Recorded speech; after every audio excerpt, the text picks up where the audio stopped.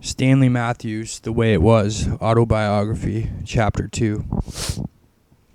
When I felt I had become adept to that, I'd run at the chairs with the ball at my feet and flick it over each chair, catching it on my foot on the other side before spinning it around and shooting it into an imaginary goal.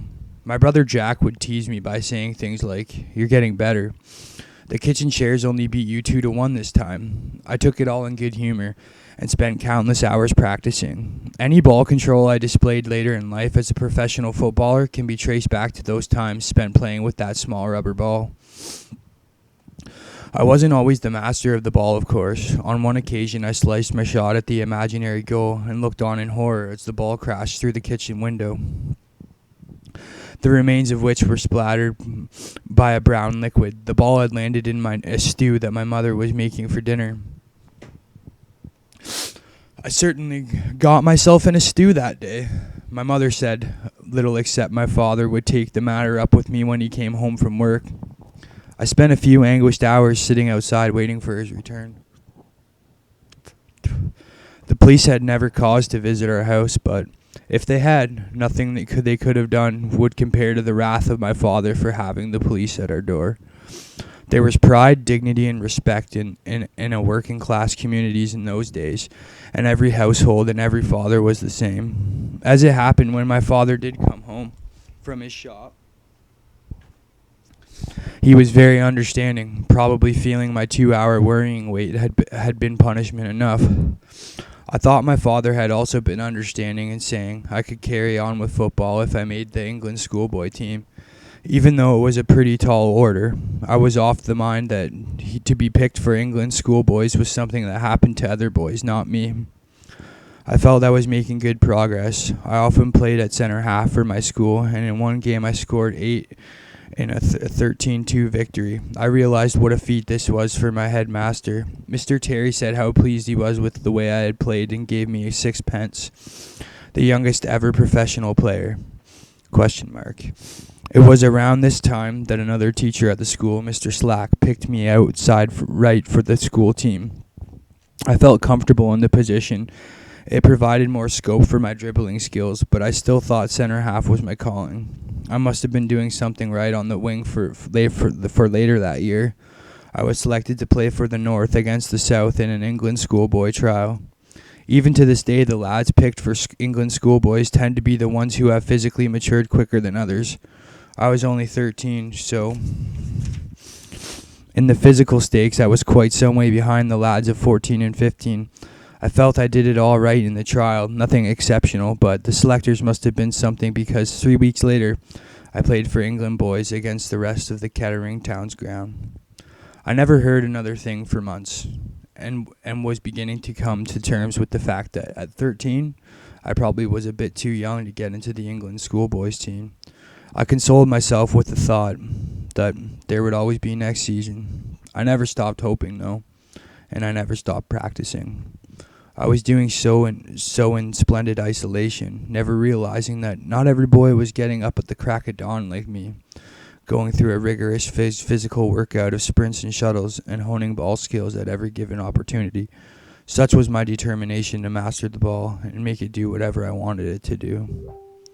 A few months later, after the trial at Kettering, I was told to report to the headmaster's office. Such a call was as bad as it could be. To be asked to report to the headmaster was a surefire way to immediate anxiety and guilt, a bit like your own mother saying, "Guess what I found in your bedroom this morning?" As I made my way to Mr. Terry's office, I ran through all the recent escapades, but couldn't come up with anything that I'd done merited seeing the headmaster. On entering the office, my stomach was churning. He indicated I should stand before his desk and then said, "Well, Mathews, let me congratulate you. You have been picked to play for England schoolboys against Wales Bournemouth ground in 3 weeks' time. What do you think of that?" I felt like saying, "Sorry, sir, could you repeat that? I didn't hear you because of the sound of angels singing." Of course I didn't. I just stood there dumbfounded. I could feel my face twitching, my mouth went dry, and the shock made me sense that I was about to embarrass myself with a bodily function. I tried to speak, but the words wouldn't come out. Instead of my mouth came out a noise of like a small frog, an adenoid trouble would make it. Frogs had adenoids. That is. I'm sorry to give you such a shock, lad, Mr. Terry said. I had no idea it would upset you like this. Now come along. Haven't you have anything to say? Kermit, blut. You have a drink of water, Mathews, said Terry, pointing me in the direction of a small sink on the other side of his office. I gulped down a glass of water. It helped me pull myself together, and I returned to my original position in front of his desk. Sorry, sir. Your news took me by surprise. I had no idea. It's such a shock, I said, still reeling. Not me, Mathews, said the headmaster. It's all right. I can imagine how you feel. You'd better not break the news to your mother and father the way I broke it to you. The headmaster went on to tell me I'd been chosen to play outside right. Now, as I say, until a few weeks before this incident, I had played all my football at center half. I asked Mr. Terry if he thought the position would suit me. He got up, walked across the window, and stood gazing outside with his hands clasped behind his back. I think it will suit you very well, he said. I know you'll do your best in whatever position you're chosen to play. I thanked him. He continued to look out the window, and for a moment there was an awkward silence. Well, what are you waiting for, he said, still with his back towards me. Don't you have two loving parents who would like to hear the news? Get yourself home and tell them. I thanked him again and just sat. As I was making my way out the door, he turned and spoke. Matthew, don't forget this is your big chance. Just play your normal game and play a good, clean game. Don't forget also about that you have the school at the back of you. Don't let us down. I told him I wouldn't and left his office on silver wings, running home as fast as my legs could carry me. Once home, I flung open the door. The table was set for tea. My mother and father were in the process of having theirs. Tea was a ritual in our house. Meals were formal in those days. The main one was dinner. The cooked meal in the middle of the day. There would always be a loaf of bread on the table. I was encouraged to eat a slice with my dinner, to soak up the grease, according to my mother. Though there was never any grease to my mother's meals, she was an excellent cook. My explosive entrance caused some consternation. What on earth is the matter? My mother asked, alarmed. I blurted it out without pausing for breath. Guess what? Guess what? Guess what? I'm playing for England against Wales at Bournemouth in 3 weeks in time, and I'm playing outside right. Can I play professional football now, Dad, when I grow up? Can I, Dad? Can I, Dad? Say, can I? You promised. I finally took a breath and gazed at them expectantly. My father stood up from the table, came over and put an arm around my shoulders. You hear that, Mother? Our Stanley's going to be an international. He's done it. Well, I'll be. I joined them for tea, and we walked and talked about my forthcoming big day. I'll never ever forget that tea. I had 3 brothers, Jack, Arthur, and Ron. Jack and Arthur, older than me. And although they played football, they preferred boxing and athletics. Both were good sprinters and often brought home medals from competitions. Jack was a particularly good boxer, as was my father, of course. I'd watched several of Jack's fights at the Palace de Danse in Hanley. Ron was the youngest and later proved himself to be a decent footballer, having trials with Blackpool. We were a sporting family, but this was the very first time any one of us has gained a national recognition at any level. It was quite a day in the Mathews household, and that night I hardly slept a wink. I lay in my bed wondering what Bournemouth Dean's Court ground would be like, who my team colleagues on the day would be, how I would approach the game itself. I was on tenterhooks. My stomach was doing somersaults with nerves, and there was another 3 weeks to go. Those 3 weeks were among the happiest I've ever known. My father and I became great pals again. He helped me with my ball practice, talked incessantly about the forthcoming England game, and gave me constant good advice. He watched over my diet, supervising everything I ate, packed me off to bed early, and got me up for his specialized training at dawn the following morning. Apart from that, he ignored me. My father was also at pains to keep me level-headed. He would never tell me I had gone a good game. He would always say, "Not so bad. I've seen you play better, and I've seen you play worse." It was impossible to get a swollen head off the back of remarks like that. but I'm glad he took an attitude. It served me well throughout my career, helping me keep my feet firmly on the ground no matter what success came my way.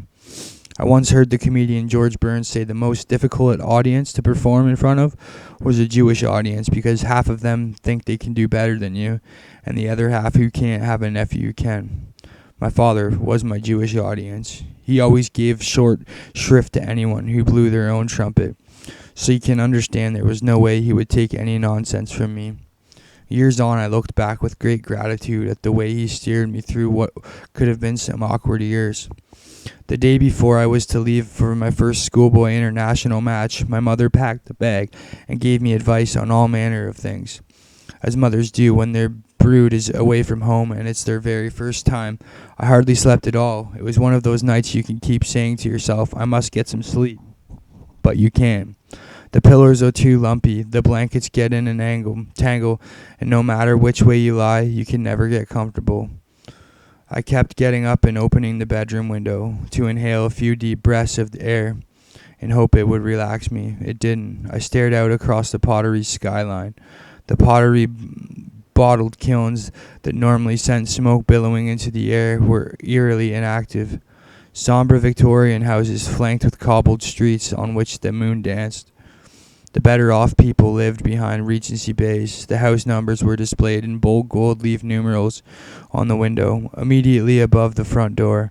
On nearly every street corner there was a shop with an enamel advertisement attached to its gable and promoting the likes of Sunlight Soap, the news of the world, or Bistro, complete with a ragamuffin Bistro kids. Dotted about were the squat, companionable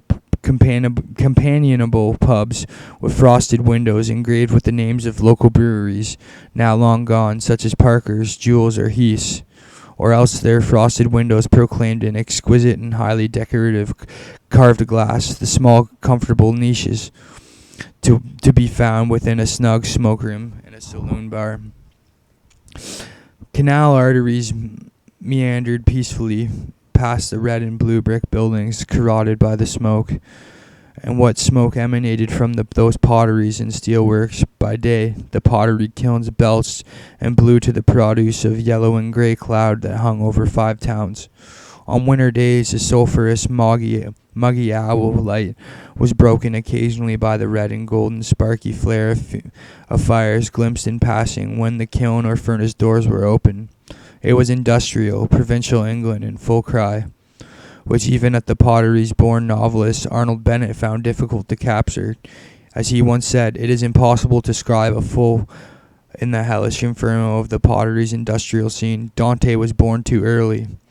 For all that, all the time in life, the potteries tempered by an individuality and demureness of style. It was a communal social labor, intensive and dirty, a staggered hodgepodge of houses, cheek by jowl with pits, potteries and belching boiling kilns and chimneys. It was home. Even at 13, I was acutely aware that, as well as representing my country, I was representing the people of the smoky hometown, and I was determined not to let them down. The next morning, it was very excited schoolboy international debutante who caught the train from the Stoke station to London. I was to join the England team at their hotel that day, with party travelling down to the Bournemouth the next morning for the game. It was my first visit to London. The streets were busier than I could ever have imagined, full of trams and, even in 1928, alive with the throng of horse-drawn carts. The absence of any ordered traffic gave a sense of chaos to every street and road I walked down. I can remember being impressed by the style of the London squares I passed through. We certainly didn't have anything as grand back in Stoke-on-Trent. The squares looked regal with their tall, elegant houses, prim iron fences, and windows draped in Nottingham lace curtains. I remember thinking, what on earth do the people who live in such housings do for a living? London was the largest city I had ever been to, the only city I had ever been to. I found the sheer size and expanse of mind-boggling, although it was far smaller city than it is today. For instance, Wembley Stadium was almost in the countryside. All around there were fields. I passed it on the train journey, and as I made my way to the hotel where I was to meet my teammates for the first time, I stared in fascination at the London landmarks, familiar from pictures and books. In reality, they seemed differently.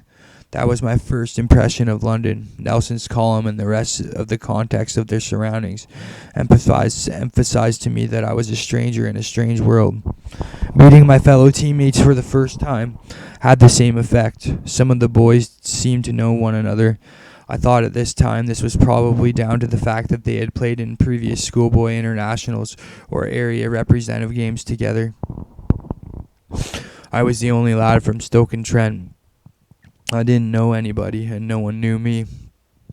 It was the first time I had ever been in a hotel. A number of other players seemed to know how to go on, but I simply hadn't a clue.